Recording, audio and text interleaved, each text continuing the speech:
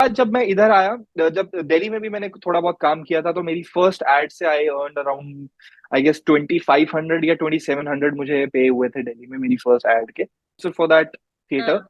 That show. तो हाँ। मेरी काम होता था लोगों को ग्रीट करना।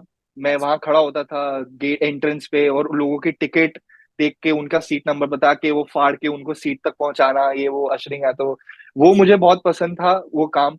हाँ। और हमें भी सरवाइव करवाना है इस दुनिया में। तो हमें वो स्ट्रगल्स, वो उनकी मेहनत, उनके सैक्रिफाइसेस हमें नहीं दिखाई देते थे। और आई गेस पेरेंट्स चाहते भी नहीं है कि बच्चे वो चीज हाँ। देखें।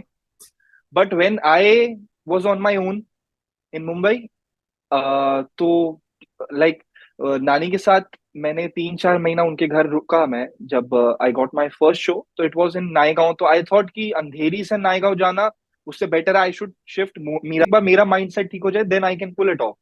और फिर जब मैंने स्टिल दादा ने हमारे लुक टेस्ट, हमारी फोटो क्लिक करी और वो चैनल में गई, तो I saw all the photos जो जो उन्होंने क्लिक की थी। तो आई was like it is not looking. तो वो सीन बहुत अच्छी परफॉर्म करती है। आई मीन वो उसको भूल जाती है। हमारे कहीं ना कहीं बैक ऑफ द माइंड में वो चीज चल रही होती है। अगर फॉर एग्जांपल हमारे साथ कुछ ऐसा हुआ, या ये कुछ भी आपके बैक ऑफ द एंड जो भी सिचुएशंस हुई हो, और आप वो कैरी करके आए हो अपने साथ बैगेज सेट पे, बट दीक्षा उस चीज को भुला के उस पर फोकस करती है। मैं कभी कभी थोड़ा फंस जाता हूँ बीच में, but I am working on it. तो दीक्षा प्लीज मुझे वो दे देना। ओके।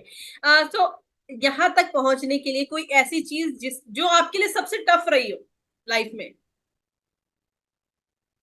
मम्मी को छोड़ना, हम्म। फैमिली को वहां अकेले छोड़ के आना, और यहाँ आके स्ट्रगल करना। बिकॉज क्योंकि आई रिमेम्बर, और ये चीज मैंने बहुत जल्दी रियलाइज कर ली थी, within I guess 4-5 months of me coming in to Mumbai, coming in Mumbai.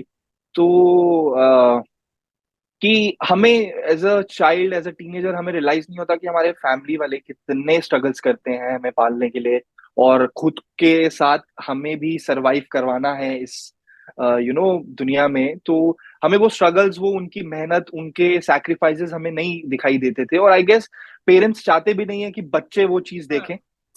But when I was on my own in Mumbai, तो लाइक नानी के साथ मैंने 3-4 महीना उनके घर रुका। मैं जब I got my first show, तो इट वाज इन नायगांव। तो आई थॉट कि अंधेरी से नायगांव जाना, उससे better I should shift Mira Road, वहां से थोड़ा पास होगा।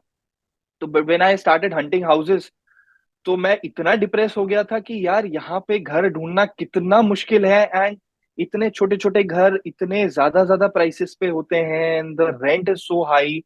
तो वो चीज जब अपने पे बर्डन आता है उस चीज का, then a person becomes mature and he realises that life is full of struggles. और अभी तक thank you papa and mummy, that आपने कभी वो चीज दिखाई नहीं हमें, और कितने स्ट्रगल्स, कितने सैक्रिफाइसेस आपने किए हैं। तो वो आज जब हम भी करते हैं ना, देन वी रियलाइज। तो एक एक रिस्पेक्ट तो ऑब्वियसली होती है अपनी फैमिली के लिए, बट एक एक जेन्युइननेस वाली जो एक रिस्पेक्ट होती है, जो आपने दुनिया में देख के वो चीज समझी और अपने पेरेंट्स को शो कर रहे हो, आई गेस वो जब बंदा निकलता है स्ट्रगल करने, तो वो रियलाइज होती है। हम्म। तो that is why I really miss and support and respect my parents. तो अक्सर हम लोग फर्स्ट चेक की बात करते हैं, फर्स्ट पेमेंट की बात करते हैं। आपकी फर्स्ट पेमेंट से आपने सबसे पहले चीज क्या की?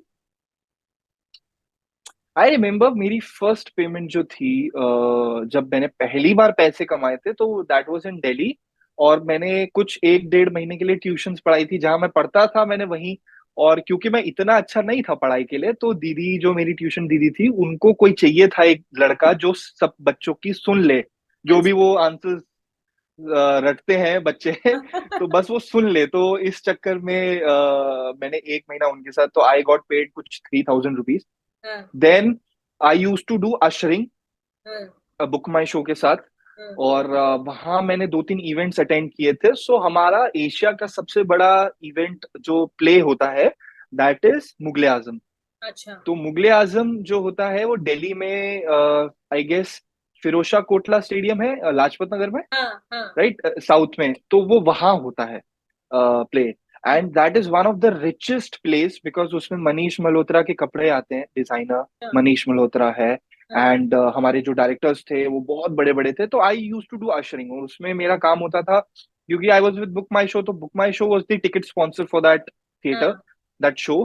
तो हाँ। मेरी काम होता था लोगों को ग्रीट करना, मैं अच्छा। वहां खड़ा होता था गेट एंट्रेंस पे, और लोगों की टिकट देख के उनका सीट नंबर बता के वो फाड़ के उनको सीट तक पहुंचाना, ये वो अशरिंग है, तो वो अच्छा। मुझे बहुत पसंद था वो काम।